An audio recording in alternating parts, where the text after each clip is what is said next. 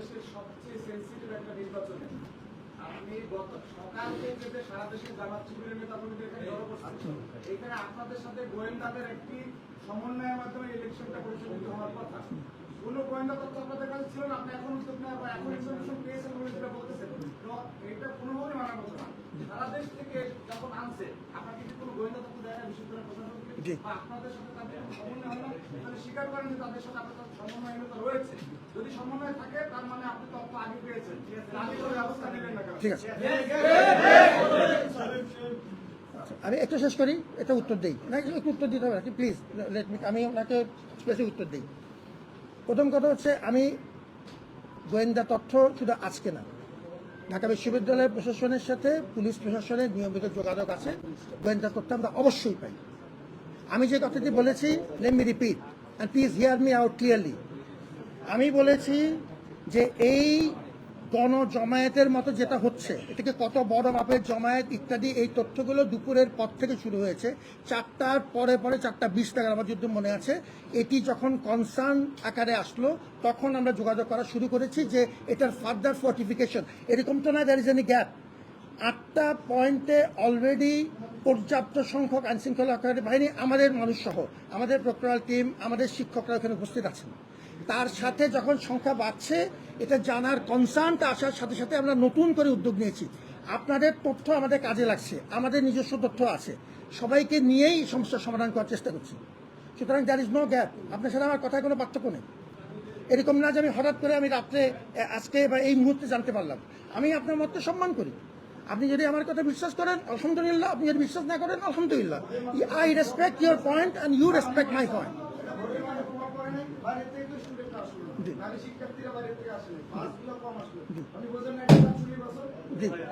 আপনি চুপচাপ বসে যান, চুপচাপ বসে যান।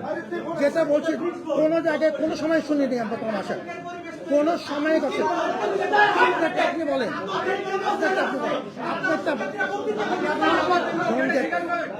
চিৎকার চেঁচামেচি কিচ্ছু হবে না, আমরা সেটা ছিলাম না। আমি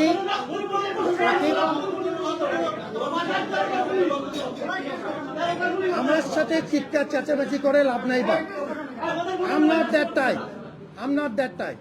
আমার সাথে চিৎকার চেঁচামেচি, get into a civil dialogue. আপনাকে আমি সম্মান করি and I respect equal respect from your part. This is a civil dialogue. এবং সেই জন্যই আমি সভাপতির সাথে কথা বলেছি, এরকম কোনো অভিযোগ আমরা কোনো সময় শুনিনি যে আজকে টার্ন আউটের কোনো রকম কমতি ছিল। আজকে সবচাইতে বড় মাপের টার্ন আউট ছিল এই ক্যাম্পাসে। দিনের পর দিন 11 মাস ধরে আমরা পরিশ্রম করেছি। তোমার বক্তব্য তোমার, আমি সেটা সম্মান করি। আমি যেটা বললাম টু এভরিওয়ান, পুরা দেশের মানুষকে জানালাম।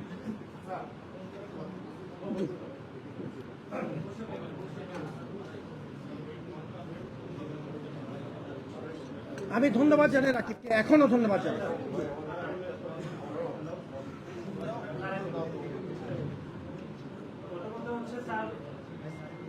আমরা সকাল থেকে খবর পাচ্ছিলাম, ইনফ্যাক্ট 8টার পর থেকে, যে জামাতের বিভিন্ন সন্ত্রাসীরা, বিশেষ করে এই যে আমাদের এখানে যে 8টি পয়েন্টে তারা জড়ো হচ্ছে। আমরা এটা একটু কনসার্ন করেছিলাম, বিভিন্ন সাংবাদিকরা আমাদেরকে বলেছেন। আমরা যেটা বলবো যে আপনারা আমাদের স্বরাষ্ট্র উপদেষ্টা, গোয়েন্দা সংস্থা, ডিএমপি কমিশনার সকলের সাথে অংশীদারিত্বের ভিত্তিতে আপনারা আলাপ আলোচনা করলেন। আলাপ আলোচনা করে সারাদিন প্রায় 8 ঘন্টাতে একটা স্টেপও আপনারা নিতে পারলেন না। এটি আমি মনে করি এই যে পুরো নির্বাচন, যে সারাদিন যে নির্বাচন হবে, নির্বাচন এক্সট্রাদের প্রভাব পড়েছে। এবং বিভিন্ন মানুষ মনে করছে যে জামাত ইসলামের সাথে স্যার আপনারও এক ধরনের সম্পর্কের বিষয়।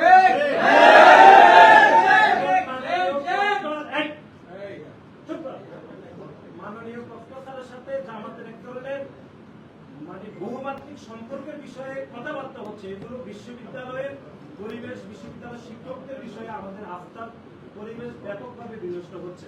কিন্তু সারাদিন চলে গেলে আপনারা কোনো ধরনের ব্যবস্থা নেন নাই বলে আমাদের মনে হয়েছে। এখন আপনি বললেন যে আপনি কনসার্ন ছিলেন, কিন্তু কোনো ধরনের আপনি কনক্লুশনে কিন্তু আসেনি। আচ্ছা, আমরা যদি এখন মনে করি যে পুরো সারাদিন ধরে যে নির্বাচন হয়েছে, সেই নির্বাচনে জামাত ইসলামের যে সন্ত্রাসীরা বিশ্ববিদ্যালয়ের যে 8টি পয়েন্টে তারা অবস্থান করছে, এমনকি আমরা এমনও খবর পেয়েছি যারা অস্ত্রশস্ত্র নিয়ে অবস্থান করেছে। সুতরাং এই বিষয়ে আপনি কেন ব্যবস্থা গ্রহণ করেন নাই, আমরা সুনির্দিষ্টভাবে শুধু এই ব্যাখ্যাটি জানতে চাই, অন্য কোনো বিষয়ে আমরা জানতে চাই না। নির্বাচনে অনিয়ম, তারপরে হচ্ছে বিএসপিতে 21 হলে অনেক অনিয়ম রয়েছে, আমরা 16টি অভিযোগ জমা দিয়েছি, সেগুলোর বিষয়ে আপনার সাথে কথা বলবো, নির্বাচন কমিশনের সাথে আমরা আলাদা করে কথা বলবো। আমরা শুধু একটা কনসার্নের বিষয়ে আসলাম, সেটি হচ্ছে জামাত বিশ্ববিদ্যালয়ের আশেপাশে যে 8টি পয়েন্টে সন্ত্রাসী কার্যক্রম করার প্রস্তুতি নিয়ে যাবতীয় মানুষকে ভয় দেখাচ্ছে, সে বিষয়ে আপনি কি ব্যাখ্যা দিলেন এটি আমরা জানতে চাই। ব্যবস্থা দিয়েছে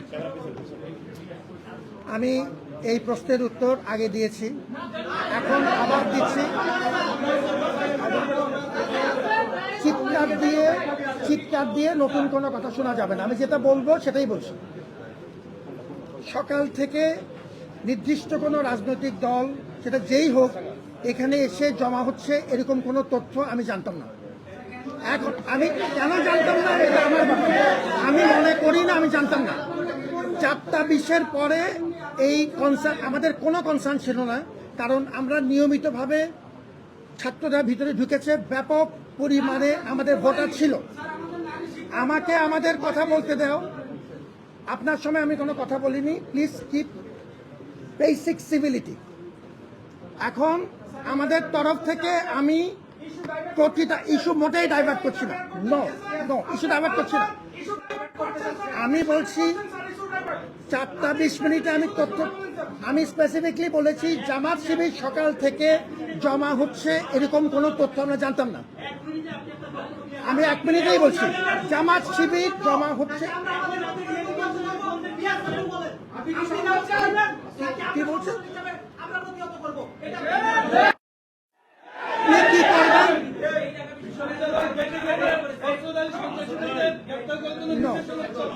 আমি এই তথ্য অস্ত্রধারী সন্ত্রাসী আছে আমি জানতাম না, এখনো বলছি তাই বলছি। 4টা 20-এর পরে কোনো কনসার্ন যদি হয়ে থাকে সেটা আমরা সাথে সাথে ব্যবস্থা নিচ্ছি। আজকে সারাদিন পুলিশ এখানে ছিল, পুলিশের নতুন প্লাটুন যোগ করা হয়েছে, সারাদিন র্যাব সোয়ার থেকে আরম্ভ করে প্রত্যেকটা স্টেপ নেওয়া হয়েছে। আপনার যে কথা যে কোনো স্টেপ নেওয়া হয়নি সেটি সম্পূর্ণ অসত্য। যেটি বলা হচ্ছে যে এই তথ্যটা সকাল 8টার থেকে আসবে সেটা আমি জানতাম না। আমি বলেছি বিকাল থেকে কনসার্ন যদি শোনা যাচ্ছে সঙ্গে সঙ্গে আমরা এটা এই কনসার্নের জন্য এখন নতুন করে ব্যবস্থা নিচ্ছি।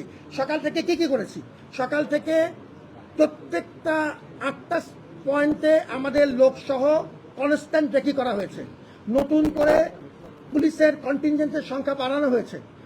আমাদের প্রত্যেকটা কেন্দ্রে সাংবাদিকদের সাথে একসাথে নিয়ে আমাদের 8টা কেন্দ্রে আমাদের মনিটরিং টিম কনসিস্টেন্টলি কাজ করেছে। পুলিশের সংখ্যা এখন পুরো কর্ডন অফ করা হয়েছে। এগুলো হচ্ছে সকাল থেকে কাজ। 4টা 20-এর পরে যখন এই তথ্য নতুন করে জানা গেল যে কিছু জনমায়েত হচ্ছে এবং সেটা আপনাদেরকেও যোগ হচ্ছে, এখন আমরা এই বিষয়ে পদক্ষেপ নিচ্ছি। So we have acted.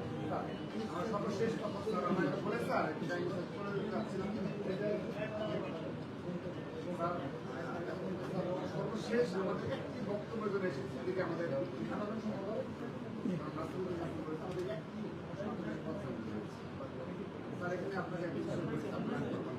আপনি দেখেন প্রাসঙ্গিকভাবে আমরা তো ছাত্রদলের আমাদের লিখিত এবং আমাদের সেই অনুযায়ী 11 সালে আপনি দায়িত্ব পালন সময় আমরা সর্বোচ্চ সহনশীল ভাবে কিন্তু তার দায়িত্ব পালন করেছি এবং সবাই কেউ কোনো প্রকার তৈরি করার প্রশ্নে আসে এবং আপনি এটা ভালো প্রশংসা করেছেন। তো সর্বশেষ সময় স্যার আপনি দেখবেন সারা দেশের বিচ্ছিন্ন ঘটনা ঘটেছে, কিন্তু এই ঢাকা বিশ্ববিদ্যালয়ে বিএনপির নামে তারা তারেক রহমানের নামে বিনা কারণে তাদের সাথে কোনো সম্পৃক্ত করে নেই, তাদের নামে বাজে বাজে গালি দেওয়া হয়েছে। এই বিষয়ে স্যার আপনি কখনো কোনো বক্তব্য রাখেন নাই, স্যার ঠিক আছে আপনাকে হতে পারে, কিন্তু স্যার আজকের যে ঘটনা এটি আপনি কোনোভাবে এড়িয়ে দেওয়া সুযোগ যে জামাতে ইসলামী এবং এই ছাত্র শিবির যে দেশের পক্ষের শক্তি না, আজকে আবারও তা প্রমাণ করে দিয়েছে।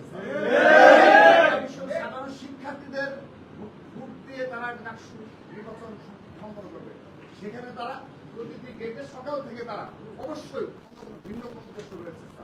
এখন স্যার আমরা আজকে আনুষ্ঠানিকভাবে স্যার রাখতে পারবো না, আনুষ্ঠানিকভাবে আমরা যুক্ত করেছি স্যার, এবং আপনি স্যার যখন দায়িত্ব নিলেন স্যার, তারপরে আপনাকে যিনি পাহারা দিয়ে রেখেছেন তিনি আজকে ভিপি ক্যান্ডিডেট।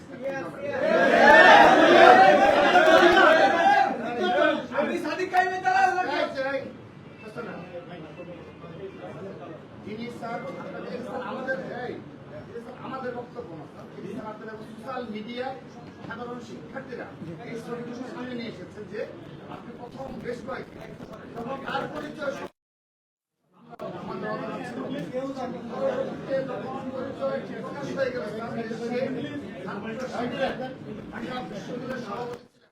এয়ারপোর্ট থেকে সে আপনার কাছে যায়নি, অন্যভাবে আপনার আমরা স্যার সার্বিক প্রেক্ষাপটে এবং আজকের যে ঘটনা এটি স্যার আপনি যতই ব্যাখ্যা দেন স্যার আপনার সম্মান রেখে স্যার আমরা আগামীতে ইনশাআল্লাহ এই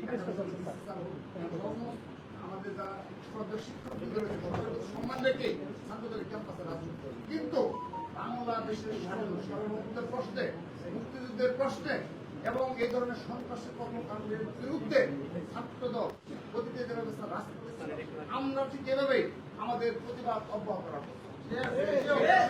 আনুষ্ঠানিকভাবে বলছি স্যার, ঢাকা বিশ্ববিদ্যালয়ের প্রশাসক তারা শীর্ষ পদে বসে রয়েছে, তারা পুরোপুরি জামাতিকরণ হয়ে দুর্বল এবং জামাত ইসলামী দ্বারা নিয়ন্ত্রিত স্যার। আমরা এটা স্পষ্টভাবে আজকে আমাদের ব্যাখ্যা দিয়ে গেলাম যে ঢাকা বিশ্ববিদ্যালয়ের প্রশাসনের শীর্ষ ব্যক্তিরা জামাত ইসলাম দ্বারা নিয়ন্ত্রিত এবং তাদের সাথে সরাসরি যোগসূত্র রয়েছে। আমি সর্বশেষ স্যার একটা প্রমাণ দিয়ে জানি আমার সেটি হলো স্যার, আপনি সর্বশেষ এসএম ফওয়াদ এগেইনস্টে স্যার মামলা করা হয়েছে স্যার, সেখানে ঢাকা বিশ্ববিদ্যালয়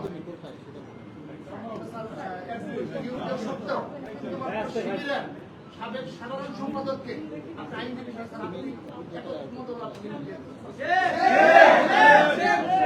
মুখপাত্র হয়ে দাঁড়ালেন স্যার, মুখপাত্র ঢাকা বিশ্ববিদ্যালয় মুখপাত্র স্যার কখনো কখনো স্যার যারা বিশ্বাসী নয় এবং স্টিল নাও বিশ্বাসী নয় তারা কখনো স্যার ঢাকা বিশ্ববিদ্যালয় মুখপাত্র হতে পারে না স্যার। স্যার সেজন্য স্যার আমরা স্যার শুরু থেকে আপনার নিয়োগ থেকে আজকের দিন পর্যন্ত আমরা সিদ্ধান্ত গ্রহণ হয়েছি স্যার সামাজিকরণ একটা প্রশাসন, আমরা এই প্রশাসনের বিরুদ্ধে যে কোনো ধরনের আন্দোলন অব্যাহত রাখতে হবে। আমরা স্যার আজকে জামাত ইসলামদের কি রয়েছে সামান্য কোনো অনাকাঙ্ক্ষিত ঘটনা ঘটবে, এটি শুধুমাত্র জামাত ইসলাম এবং স্যার আপনাদের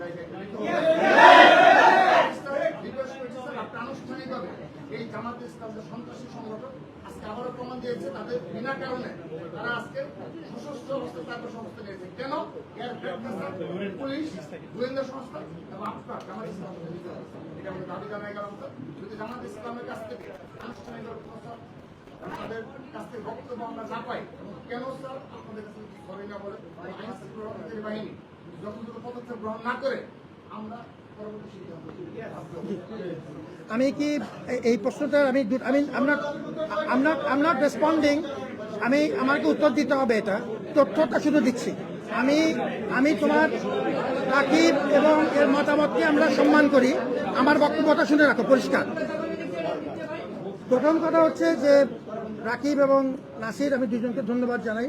আমি প্রথমেই বলেছি বিভিন্ন সময়ে এই আমাদের বিভিন্ন প্রশাসন চালাতে যে সামাজিক এবং আমাদের একাডেমিক কর্মকাণ্ডে তোমাদের সহযোগিতা পেয়েছি, ধন্যবাদ। আমি জামাত বিষয়ে আমার অবস্থান খুব পরিষ্কার ব্যাখ্যা করেছি। তোমার মতামতকে আমি সম্মান করি, এটা খণ্ডন করার আমার কোনো আগ্রহ নেই। যেটা আমি মতামত বলেছি, জামাতের সাথে বা যে কোনো রকম রাজনৈতিক দলের সাথে আমার কোনো সম্পর্ক নেই, শেষ। 2 নম্বর একটা পয়েন্ট, আমি যখন আজকে কনসার্ন এসছে আমি প্রত্যেকটা পদক্ষেপ নিয়েছি এখনো তোমার তথ্যের ভিত্তিতে, এবং আমি যে তথ্য জানি সব মিলিয়ে পুলিশের সাথে আমাদের নিয়মিত যোগাযোগ আছে, সেটা হবে। তৃতীয়, আবু সাদিক কিংবা ওই সময় সার্জিস, ওই সময় হাসনাত, যারা ওই সময় ছিলেন, আমি একবারই বলবো, দুবার বলবো না। আমি ওই সময়ে দায়িত্ব নেওয়ার পরে সম্পূর্ণ অস্থিতিশীল একটি অবস্থাতে আমি দায়িত্ব ভাগ করে দিতাম কোটা মুভমেন্টের কিছু ব্যক্তির কাছে। আমি খুব পরিষ্কারভাবে বলে দিচ্ছি, আবু সাদিককে আমি ব্যক্তিগতভাবে তার দলীয় পরিচয় কিছুই জানতাম না, তারা কোনো প্রয়োজনও মনে করি না। 2 নম্বর, আমি ওই সময়ে শেষ করতে দিতে হবে, ওই সময়ে আমি কোনো আমি বলে দেই, আমি ওই সময়ে কাজ ভাগ করে দেওয়ার জন্য মেডিকেল, আমাদের যারা ওই সময়ে আহত মানুষজন ছিলেন, বিশেষ করে আমাদের শিক্ষার্থীরা, মেডিকেলের এই ভিজিটগুলো সমন্বয়ের জন্য আমি একে দায়িত্ব দিয়েছিলাম। আমি সার্জিসকে অনুরোধ করেছিলাম বন্যা এবং রিলিফ সংক্রান্ত যে কাজগুলো হচ্ছে সার্জিস যেন আমাকে সহযোগিতা করে। হাসনাতকে আমি অনুরোধ করেছিলাম ওভারঅল ওই সময়ে আমার নতুন দায়িত্ব নেওয়ার পরে বিশ্ববিদ্যালয়ের যে রাজনৈতিক স্থিতিশীলতার প্রশ্ন, এই বিষয়ে আমাকে পরামর্শ দিতে। আমি কোটা মুভমেন্টের আন্দোলনকারীদের বেশিরভাগের সাথে বিভিন্ন পর্যায়ে আমি যোগাযোগ রেখেছি, যেহেতু তারা আমার সাথে যোগাযোগ রেখেছে। এবং ঠিক একই চুক্তিতে যখন তুমি যেরকম রাজনৈতিক পরিচয় তার তখন জানতে, কিনা আমি জানতাম না, কিন্তু আমি জানতাম না রেসপন্স ছিল। অফিসিয়ালি যখন এখানে ডিক্লারেশন দেওয়া হলো, রাজনৈতিক দলের কর্মী হিসাবে আমরা যে সবার সাথে যেভাবে ট্রিট করি সেভাবে তার সাথে ট্রিট করা হয়েছে। ওই সময় 3 জন আমার সাথে নিয়মিত কাজ করেছেন এবং 3 জনকে আমি দায়িত্ব ভাগ করে দিয়েছি নির্দিষ্ট। ওই সময় আমার ট্রেজারার আমার সাথে তখন ছিলেন নিয়মিত, আমার তখন একমাত্র সাথী তখন উনি, মাত্র এরপরেই আমার একটু একই সাথে আমরা আমাদের প্রক্টরও জয়েন করলেন, তারপরে পরেই আমাদের প্রভিসি জয়েন করলেন। ওই সময় আমরা নির্দিষ্ট দায়িত্ব ভাগ করে কোটা মুভমেন্টের, আমার এটাও মনে আছে যে কোটা মুভমেন্টের ওই সময় আমরা 7 কলেজের সাথে যে বারবার আমাদের নানা রকম কিছু জটিলতা হচ্ছিল, সমন্বয়ের বিষয় ছিল, ওখানে আমি 2 জনকে দায়িত্ব দিয়েছিলাম কোটা মুভমেন্টের তরফ থেকে। সুতরাং আমি যা বলেছি এটা আমি আমার তরফ থেকে বললাম। এখন কেউ এটা গ্রহণ করবে, কেউ গ্রহণ করবে না, এটা নিয়ে আমার কোনো মাথা ব্যথা নেই। আমি তথ্যটা জানালাম, আমার উপরে আল্লাহ আছে, I am gonna follow this suit as I am saying. এবং তোমাদের এই মতামতের জন্য ধন্যবাদ জানাই। তুমি যেটা বলেছ বিশ্ববিদ্যালয় তোমার এবং আমার, এই বিশ্ববিদ্যালয়ের জন্য তোমার যে কোনো মতামত আমি সাদরে গ্রহণ করি, এখন যেরকম করেছি। ধন্যবাদ জানাই। আচ্ছা, না না, আমি একটা কথা, আমি তোমরা শেষ করার আগে একটা কথা বলো। সাংবাদিক আছে, আমি ঢাকা বিশ্ববিদ্যালয়ের ট্রেজারার বলছি। আমার সম্পর্কে একটা অপপ্রচার আজকে করা হয়েছে। আমার অফিসে নাকি মির্জা আব্বাস এসেছে ইলেকশন ইঞ্জিনিয়ারিং এর জন্য। আমি বলতে চাই যে অভিযোগ করছে তার বিরুদ্ধে মামলা করা উচিত, এবং সে তার সম্পূর্ণ মিথ্যা কথা বলেছে আমার সম্পর্কে। এবং ঢাকা বিশ্ববিদ্যালয় আমাদের রেজিস্ট্রার অফিসের প্রত্যেকটা জায়গা ক্যামেরার আন্ডারে এটা চেক করা হোক, এবং যে মিথ্যা কথা বলছে তার শাস্তির ব্যবস্থা করা হোক।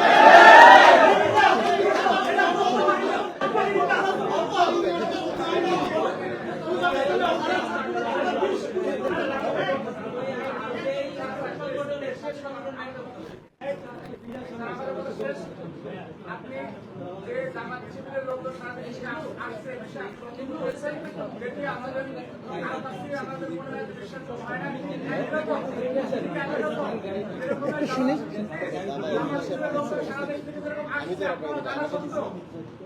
ভোট দেওয়া হয়ে গেছে, একটা ইলেকশন ইঞ্জিনিয়ারিং হবে বলে আমরা সংগঠন আপনারা আবার সেই ব্যাখ্যাটি দিলেন না যে আমরা এটা জানতাম না। কোন ইলেকশন ইঞ্জিনিয়ারিং ঢাকা বিশ্ববিদ্যালয়ের হয়।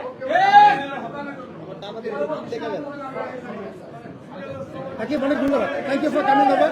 Nasim, thank you.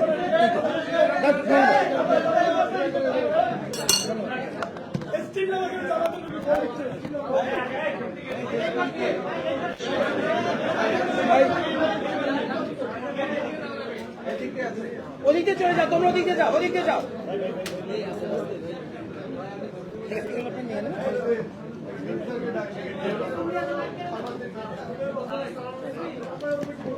Thank you, thank you.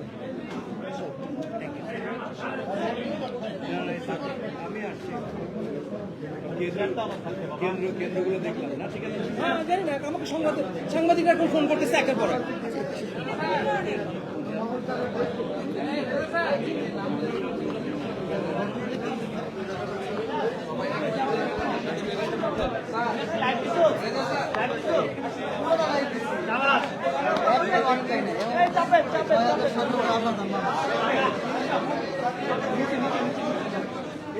Hindu নেমে যান।